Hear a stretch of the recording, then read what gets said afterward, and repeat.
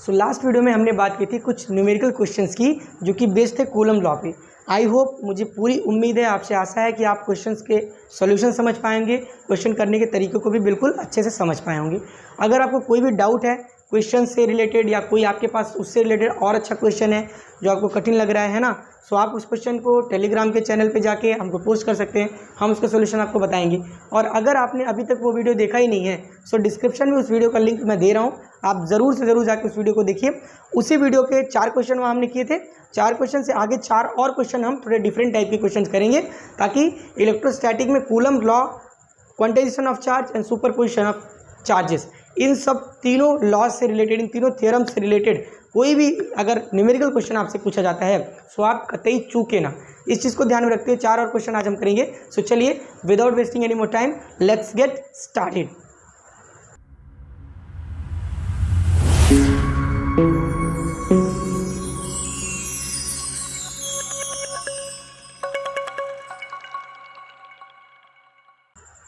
सो ये देखते हैं पहला क्वेश्चन, बहुत ही आसान, बहुत ही सिंपल, लेकिन बिल्कुल डिफरेंट। ठीक है, अप्रोच सेम रहेगी। 3 क्वांटिटीज़ में से 2 क्वांटिटी दी रहेंगी, 1 क्वांटिटी हमको पता करना है। ठीक है, बस हमको क्या है, कुछ इंडिविजुअल कुछ विजुअल दिए रहेंगे। जो चीज़ें इंडिविजुअल उनको खुद के निकालना है, जो विजुअल हो तो दिख ही रही है। ठीक है, सो सबसे पहले बात करें क्वेश्चन की, तो क्या बोलता है, 2 charges of equal magnitude exerts 2 Newton force on each other.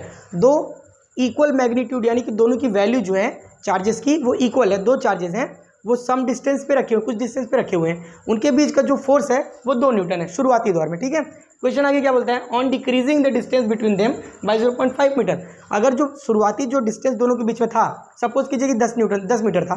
ठीक है, सो उससे 0.5 मीटर की दूरी कम कर दें। अब जाहिर सी बात है, अगर हम जो चार्जेस हैं उनके बीच के डिस्टेंस को कम करेंगे तो क्या था, आपने पढ़ा था, F is inversely proportional to the square of the distance between the charges. इसका मतलब अगर डिस्टेंस हमने कम किया, जाहिर सी बात है फोर्स दोनों के बीच में बढ़ जाएगा। सो वही बोल रहा है कि देखिए 2 न्यूटन से बढ़ के फोर्स क्या हो जा रहा है, the force between them becomes 18 Newton, 18 Newton हो जा रहा है। 2 न्यूटन से बढ़ के 18 न्यूटन हो जा रहा है, कितना ज़्यादा बढ़ जा रहा है। ठीक है, थोड़ा सा डिस्टेंस कम करने पर, 0.5 मीटर डिस्टेंस कम करने पर जो आपका फोर्स है वो 18 न्यूटन से अप्रॉक्सीमेटली 9 टाइम्स ज़्यादा हो जा रहा है। ठीक है, सो क्वेश्चन क्या पूछता है, what was the initial distance between them, between the charges. जो चार्जेस थे उसमें इनिशियल डिस्टेंस उनके बीच में क्या था, शुरुआती दौर में उनके डिस्टेंस क्या था, जिसकी वजह से 2 न्यूटन का फोर्स लग रहा था। दूसरा क्वेश्चन का क्या है, the magnitude of each charges, क्योंकि देखो इक्वल मैग्नीट्यूड तो बोल दिया, बट चार्जेस का मैग्नीट्यूड हमको पता नहीं है। सो ये दोनों क्वेश्चन आपको 2 चीज़ें निकालनी है। क्वेश्चन आप राइट डाउन कीजिए, फिर देखते हैं सॉल्यूशन। सो ये देखते हैं पहले पार्ट का सॉल्यूशन, जिसमें पूछा गया है कि इनिशियल डिस्टेंस दोनों के बीच में क्या होगी। ठीक है, सो हमको इनिशियल डिस्टेंस नहीं मालूम है, हमको दोनों चार्जेस भी नहीं मालूम है। जब दोनों की दोनों चीज़ें नहीं मालूम है तो क्या कर सकते हैं भाई, मान लेते हैं। जब कोई चीज़ हमको समझ नहीं आती, जब कोई बात ज़बरदस्ती की होती है तो क्या किया जाता है भाई, मान लिया जाता है कोई चीज़। बोलो मान लेंगे, कोई दिक्कत नहीं। चलो लेट अस एज्यूम माना जाता है, या लेट अस सपोज, यार सपोज जो भी बोलना है ना, the magnitude of charges, the magnitude of charges are Q. दोनों चार्जेस सेम मैग्नीट्यूड के हैं, so magnitude of charges is Q मान लिया। And distance between them is, बिल्कुल इजी, आर। डिस्टेंस को आर माना हमने, दोनों के बीच का चार्ज क्या मान लिया, क्यू, दोनों के बीच का डिस्टेंस आर सपोज कर लिया कि चलो मान लेते हैं। ठीक है, लो मान लिया हमने, ये चार्ज है क्यू और ये आर। ठीक है, ये मान लिया हमने। अब क्या करना है भैया, इसके बाद करना ये है, सिंपली दोनों के बीच में फोर्स लग रहा है, जिसकी वैल्यू हमको दी हुई, जिसका मैग्नीट्यूड दिया हुआ है, कूलम लॉ को ला के यहाँ पे अप्लाई कर दो तुरंत। So first force, initial force जिसको बोलते हैं F1, क्या होगा भाई, 1/4 pi epsilon not Q into Q. क्यों, क्योंकि Q और Q का जवाब Q है क्योंकि फर्स्ट Q1 चार्ज और सेकंड Q2 चार्ज दोनों Q ही है, सो इस Q का जवाब भी Q है। ठीक है, so Q into Q upon R square. कितना मजेदार क्वेश्चन है, Q पूछे आंसर भी Q। ठीक है, सो यहाँ पे Q इंटू क्यू क्या बन जाएगा मिलके, अगर हम इसकी वैल्यू को पुट करें तो इसकी वैल्यू मैंने लास्ट वीडियो में बताई 9 इंटू 10⁻⁹, और यहाँ पे ये हो जाएगा Q का स्क्वायर अपॉन आर का स्क्वायर। ये हो गया कि नहीं हो गया। अब F1 की वैल्यू भी हमको दी हुई है, इनिशियल पोजीशन में F1 की वैल्यू 2 न्यूटन थी। सो यहाँ पे F1 की जगह पे 2 न्यूटन पुट करने पे हमको मिल जाएगा 9 इंटू क्यू का square upon R square is equal to 2। Equation number 1 बना के छोड़ दो, क्योंकि दो अननोन क्वांटिटीज हमारे पास हैं। सो कुछ नहीं किया जा सकता, क्वाड्रेटिक इक्वेशन बना के तो सॉल्व करेंगे नहीं। सो यहाँ पे छोड़ देते हैं, देखते हैं और कंडीशन क्या दिया है। दूसरा कंडीशन दिया है कि अगर इनिशियल पोजीशन में से, इनिशियल डिस्टेंस से 0.5 मीटर घटा दें, सो नया जो फोर्स होगा वो क्या बन जाएगा, 9 टाइम्स, 9 गुना ज़्यादा हो जाएगा भैया। ये जो प्यार है ना दोनों के बीच का बढ़ जाएगा, या यूं कहें नफरत, जो भी हो, ठीक है, दोनों चार्जेस के बीच का प्यार या नफरत दूरी कम होने के साथ साथ बढ़ जाएगी। बढ़ जाएगी नहीं बढ़ जाएगी? ऐसा संबंधों के साथ भी होता है भैया। ज़्यादा दूर जिससे रहेंगे आप ना, तो आपके जो रिलेशनशिप्स है वो सारे बेटर रहेंगे, मेंटेन रहेंगे। जब ज़्यादा नज़दीकी बढ़ती है ना, तो तनाव भी बहुत ज़्यादा बढ़ता है। सो यहाँ पे भी फोर्स बहुत ज़्यादा बढ़ गया, चाहे वो अट्रैक्शन हो चाहे वो रिपल्सन, 9 टाइम्स एक्स्ट्रा हो जा रहा है। सो आइए हम लोग क्या करते हैं, F2 देखते हैं। दूसरा फोर्स क्या लगेगा भाई, अगर तुम न चाहो तो यहाँ पे देखो सेम Q1 Q2 दोनों Q होगा। R यहाँ पे चेंज हो जाएगा, 0.5 मीटर घट जाएगा, ठीक है, 0.5 मीटर घट जाएगा R में से। और यूँ कहें कि 9 इंटू 10 टू पावर 9 Q का स्क्वायर अपॉन R माइनस 0.5 का स्क्वायर, ये हो गया। अब हमारे पास F2 की भी वैल्यू दी गई है, इसको भी पुट करते हैं, इक्वेशन नंबर 2 बिल्ड करते हैं। दूसरा भाई 9 into 10 to power 9 into Q square upon R square, ना R स्क्वायर नहीं, R माइनस 0.5 स्क्वायर, ये यहाँ तक की बात हुई, इज इक्वल टू 18। यहाँ पे इक्वेशन नंबर 2 बन गया। बस अब क्या करना है, दो अननोन क्वांटिटीज़ हैं, बाकी नोन क्वांटिटीज़ है, दोनों को क्या कर दो, डिवाइड कर दो, कट पिटा के मर मुरा के आपके पास आंसर आ जाएगा, ठीक है। So by dividing equation number 1/2,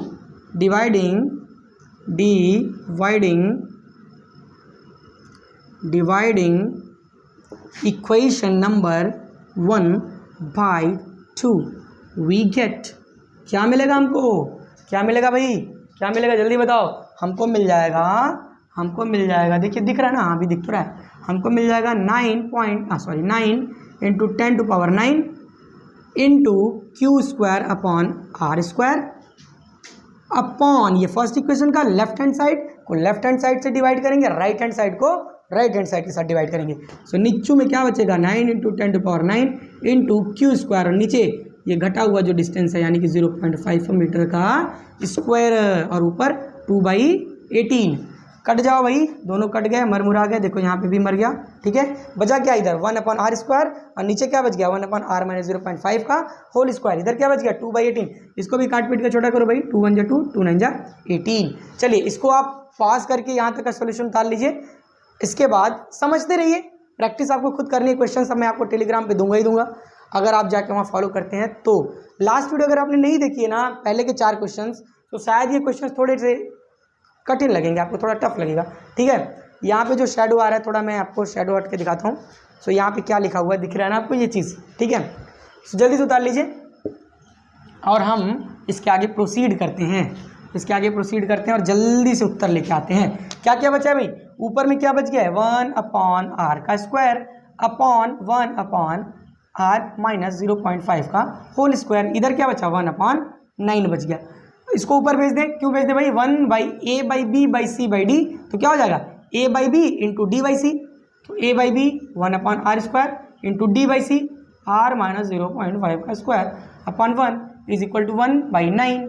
क्या हो जाएगा भैया बताओ, ये भी स्क्वायर 1 का मल्टीप्लाई, ये भी स्क्वायर 1 का मल्टीप्लाई, टोटल का स्क्वायर लिख सकते हैं क्या, r minus 0.5 upon r, total का स्क्वायर इज इक्वल टू 1.9। इधर स्क्वायर है तो इक्वल के उस साइड जाएगा तो स्क्वायर रूट बन जाएगा, या यूँ कहें taking square root of both side, मतलब जिस भी भाषा में आप समझते हो, दोनों पक्षों का वर्गमूल लेने पर जो भी आपको समझ में आता हो वो समझिए। क्या मिल जाएगा अगर वर्गमूल लें, या जो भी बोलते हैं आप, 0.5 अपॉन r स्क्वायर, इधर का स्क्वायर खत्म होगा, इधर स्क्वायर रूट हो जाएगा। बट जब भी स्क्वायर रूट आता था प्लस माइनस 1/3, 9 का स्क्वायर रूट क्या होगा 3, और चूंकि स्क्वायर रूट ले रहे हैं तो पॉजिटिव और नेगेटिव दोनों वैल्यू आती है। सो अब देखिए यहाँ पे हमारे पास 2 वैल्यूज आएंगी r की, थोड़ा सा ट्रिक लगाना पड़ेगा। सो फॉर पॉजिटिव वैल्यू अगर हम लेते हैं, यानी कि प्लस 1/3 को अगर हम एज्यूम करते हैं, सो क्या मिलेगा r minus 0.5 upon r is equal to 1/3, cross multiplication क्या मिल जाएगा 3r माइनस 0.5 में 3 का मल्टीप्लाई कितना होगा 1.5, 3 5 जा 15, 1.5 इज इक्वल टू r का r में मल्टीप्लाई, तो r ठीक है, यहाँ तक तो ईजी है, बच्चों वाला कैलकुलेशन है, आप भी कर लेंगे क्योंकि आप भी बच्चे ही हैं। अब इसको लेफ्ट हैंड साइड से इधर लेके आएंगे तो क्या मिलेगा 3r माइनस आर, और ये माइनस है तो उधर जाएगा तो प्लस, यानी कि 1.5। 3r में से r गया तो कितना बच गया बताओ, 2r is equal to 1.5, that means r is equal to 1.5/2। So 1.5/2 करने के लिए क्या multiplied by 10 upon multiplied by 10, that is equal to 15/20।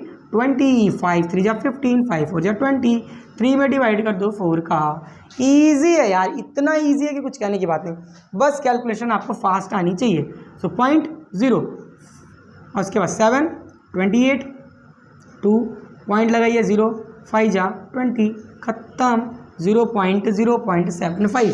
So are की वैल्यू मिली 0.75, किसके लिए for positive value, for positive value R की वैल्यू क्या मिल गई 0.5। आ जाओ फॉर निगेटिव वैल्यू भी देखते हैं, ये पॉजिटिव वैल्यू हो गई, आ जाओ निगेटिव देखते हैं, फॉर माइनस यानी कि निगेटिव वैल्यू।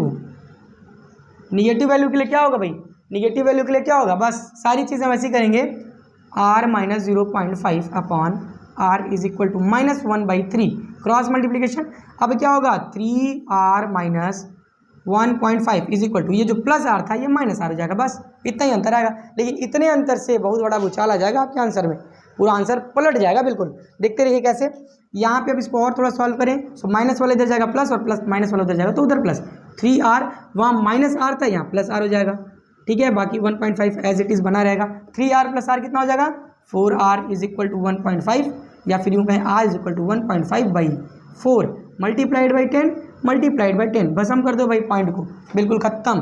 सो 115/40, 5 3 जा 15, 5 8 जा 40, कितना आ गया भाई r is equal to 3/8।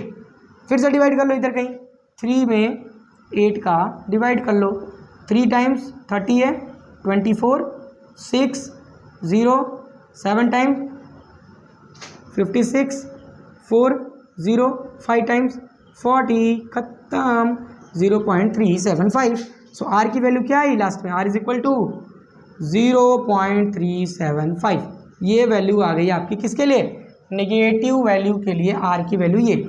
So distance तो भैया दो आ गया, पड़ गया झमेला। एक आ गया पॉजिटिव में, पॉजिटिव वैल्यू रखने पे 0.75 मीटर्स, और एक आ गया 0.375 मीटर। अब डिसाइड कैसे करें, आपको कंफ्यूज करने के लिए ऑप्शंस में चारों के चारों ये दोनों वैल्यूज आपको दी रहेंगी।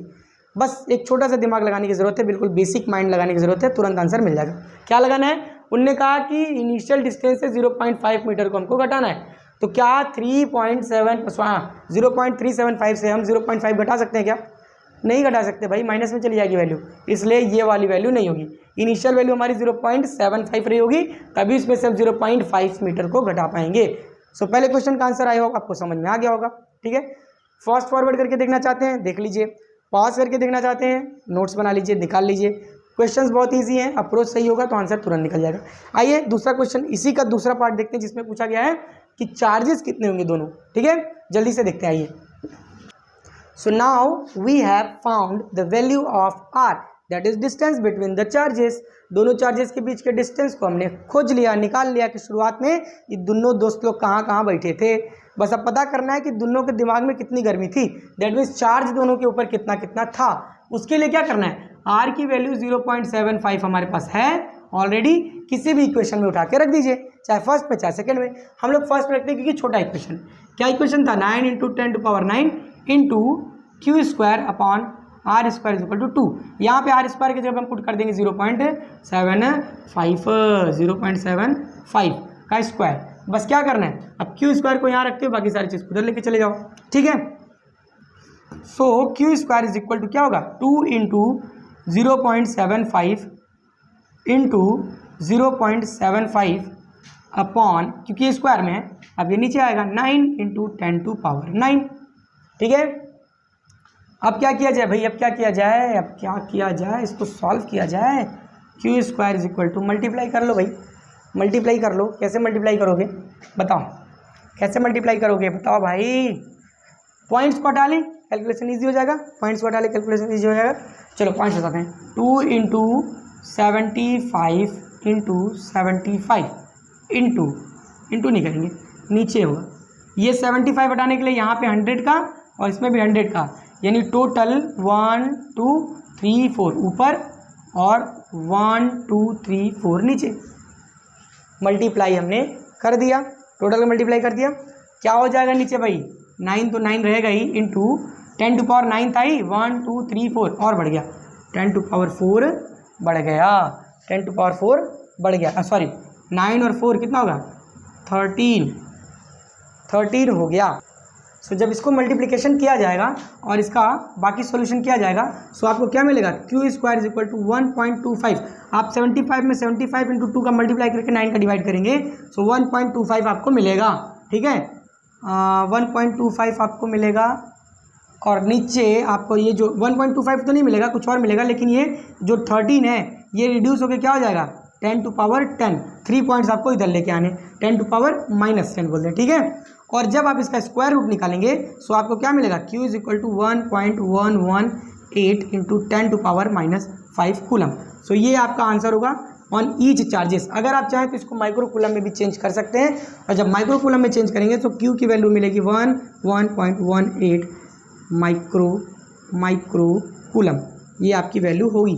सो इस तरीके के क्वेश्चंस काफ़ी इजी होते हैं। थोड़ा सा कैलकुलेशन अगर आप शॉर्टकट में कर पाएँ, थोड़ा सा कैलकुलेशन की स्पीड हो, हालांकि पर्याप्त समय भी आपको मिल रहा है भाई, 50 क्वेश्चन के लिए पर्याप्त समय मिल रहा है। सो कैलकुलेशन बिल्कुल मिस्टेक ना करें, ठीक है, ताकि आंसर हमारे बिल्कुल परफेक्ट आए। सो जल्दी से इस आंसर को उतारिए, देखते हैं अगला क्वेश्चन तुरंत। सो ये हमारे पास सेकंड क्वेश्चन, क्या बोला जा रहा है क्वेश्चन में, how can we divide a charge Q into 2 parts so that on placing them on a certain distance there will be maximum repulsive force। हमारे पास अगर कोई भी एक चार्ज है, मान चलो 5 coulomb, 10 coulomb, 3 micro coulomb, any charges कुछ भी हो सकता है, उसको हम क्यू सपोज कर रहे हैं, ठीक है। उसको हमको 2 पार्ट्स में डिवाइड करना है, और ऐसा डिवाइड करना है कि उसको किसी भी डिस्टेंस पे रखें, एक पर्टिकुलर डिस्टेंस पे रखें। सो क्या हम उन दोनों के बीच में मैक्सिमम रिपल्सिव फोर्स लगे। सो उनको कैसे हमको डिवाइड करना चाहिए कि किसी भी डिस्टेंस पे रख दें, उस डिस्टेंस के लिए कोई अदर चार्जेस ना हो, उन्हीं दोनों चार्जेस का मैक्सिमम फोर्स लगे। समझ रहे हो कि नहीं समझ रहे हो। सो इसके लिए भी क्या करना है, सोल्यूशन देखते हैं। बड़ा इजी सा सोल्यूशन है, बड़ा इजी सा सोल्यूशन है, देखते हैं, लेकिन ट्रिकी है। सोल्यूशन इजी है लेकिन ट्रिकी है। देखिए सपोज करते हैं, मान लो देखो टोटल चार्ज हमारे पास क्या है Q, इसको 2 पार्ट में डिवाइड करना है। इसका एक पार्ट हम मान लेते हैं, let 1 part is small q, then other will be, क्या होना चाहिए, अदर क्या होगा, दूसरा वाला क्या होगा। अगर एक q है तो दूसरा वाला क्या होगा, इस पूरे बड़े वाले q में से छोटा वाला q हटा दो, जो बचेगा वही तो बचेगा, दूसरा पार्ट विल बी क्या होगा, capital Q minus small q, ठीक है। सो अगर एक चार्ज ये है एंड दूसरा चार्ज क्या है q और q माइनस q है, और अगर उनके बीच का distance and distance between them is small r, अगर दोनों के बीच का डिस्टेंस जो है वो स्मॉल r हो, सो क्या होगा, फोर्स जो एक्सर्ट करेंगे वो क्या होगा, कूलम्ब्स लॉ के हिसाब से 4 pi epsilon not q minus q upon r का स्क्वायर। अब ध्यान से देखिए, अगर ये फोर्स को मैक्सिमम होना है, रिपल्सिव फोर्स होना है और मैक्सिमम होना है, सो अगर फोर्स रिपल्सिव होगा, कब होगा रिपल्सिव, जब दोनों सेम मैग्नीट्यूड के होंगे, चाहे दोनों माइनस माइनस हो चाहे दोनों प्लस प्लस हो, तभी रिपल्सिव फोर्स होगा। और मैक्सिमम रिपल्सिव फोर्स होने के लिए डिस्टेंस मिनिमम और ये जो मल्टीप्लिकेशन है इनके मैग्नीट्यूड्स का, ये मैक्सिमम होना चाहिए। सो डिस्टेंस तो पर्टिकुलरली हमको मालूम नहीं है, सो हम क्या करेंगे, फॉर मैक्स फोर्स क्या होना चाहिए अपने पास, Q multiplied by Q minus Q should be max, इसको सबसे बड़ा होना चाहिए, शुड बी मैक्स। और ऐसा कब होगा भाई, अगर ये दोनों मैक्स होंगे, ठीक है, और अगर फोर्स मैक्सिमम होगा, सो d बाई डी क्यू ये क्या होना चाहिए, इक्वल्स टू 0 होना चाहिए। ये सारे कांस्टेंट अगर बाहर हम निकाल दें, df बाई डी क्यू क्या मिलेगा हमको बताओ, d बाई डी क्यू, ये सारे कांस्टेंट को बाहर निकालो, 1/4 एप्सिलॉन r को, सो क्या मिलेगा, q minus q into q minus q not, sorry q not बोल रहे हैं, ठीक है। ये आपको मिलेगा। फोर्स जो है ये चार्ज के रिस्पेक्ट में अगर उसको टुकड़े करें तो उसके टुकड़े इतने छोटे हो जाएं, इतना बड़ा फोर्स है कि उसका सबसे छोटा टुकड़ा जो होगा वो क्या होगा, 0 हो जाएगा, ठीक है। सो मैक्सिमम रिपल्सिव फोर्स के लिए अगर क्यू के रिस्पेक्ट में डिफरेंशिएट करते हैं, छोटे छोटे टुकड़े करते हैं, सो 0 आएगा। सो यहाँ पे हम लिख सकते हैं दैट इज इक्वल टू 0। ठीक है। सो इसको मिटाएं अगर हम, तो देखिए कितने आसानी से हमको मिल जाता है। सो यहाँ पे क्या बन जाए हमारे पास, D by D Q, Q into Q minus Q is equal to 0। So हमने पहले इसका फॉर्मूला लिखा था डी क्यू का, अगर दो मल्टीप्लीकेशन है, first function differentiation of second minus second function differentiation of first. So first function क्या है क्यू, डिफरेंशिएशन अगर सेकेंड का करें तो इस क्यू का करेंगे तो 0, माइनस इस क्यू का करेंगे तो क्या हो जाएगा, ये बन जाएगा क्यू का करेंगे तो 1, ठीक है, माइनस ये बड़ा वाला कैपिटल क्यू माइनस क्यू यहाँ पे रह जाएगा, और इसका करेंगे तो 1, that will be equal to 0, ठीक है।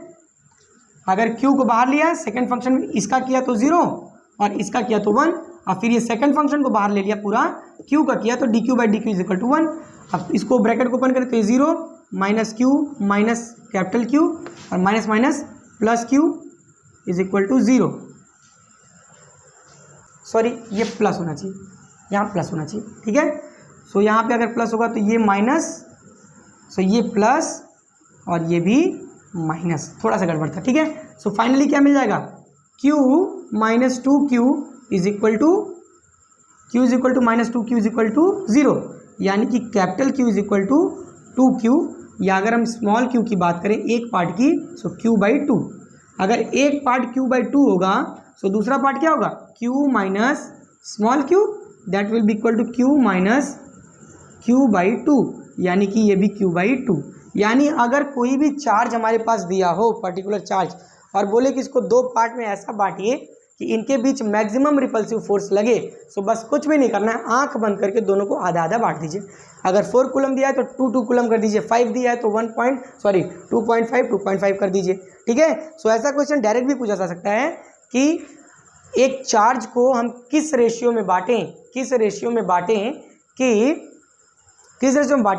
कि दोनों के बीच जो लगने वाला फोर्स है वो मैक्सिमम हो, चाहे वो रिपल्सिव हो चाहे अट्रैक्टिव। तो किस रेशियो में बांटोगे, 1:1, ठीक है। दोनों का जो वैल्यू है वो बराबर होना चाहिए, ठीक है। चलिए देखते हैं अगला क्वेश्चन। सो अगला क्वेश्चन देखिए क्या कहता है, consider 3 charges of equal magnitude Q। 3 charges equal magnitude के हैं, तीनों का मैग्नीट्यूड Q है। कहाँ पे रखे हैं, are placed at vertices of an equilateral triangle ABC of side L। एक इक्विलैटरल ट्रायंगल है, इक्विलैटरल ट्रायंगल मान के चलो। इक्विलैटरल ट्रायंगल का मतलब क्या है, तीनों की तीनों साइड एक बराबर, और साइड क्या है तीनों का, L है, ठीक है। ये A है, ये B है, ये C है, ठीक है। क्या बोलता है, what is the force on the charge Q placed at centroid of triangle। Centroid of triangle मान के चलो O है, इस पे अगर एक चार्ज Q रखा जाए, ठीक है, तो सेंट्रॉयड का मतलब क्या होता है, ये और ये डिस्टेंस सेम होगा, ये तीनों डिस्टेंस सेम होगा। अब इन तीनों पॉइंट्स पे यहाँ पे Q, यहाँ पे भी Q और यहाँ पे भी Q चार्जेस लगे हैं, ठीक है। सो जाहिर सी बात है ये एक इक्विलैटरल ट्रायंगल है, पहली चीज़।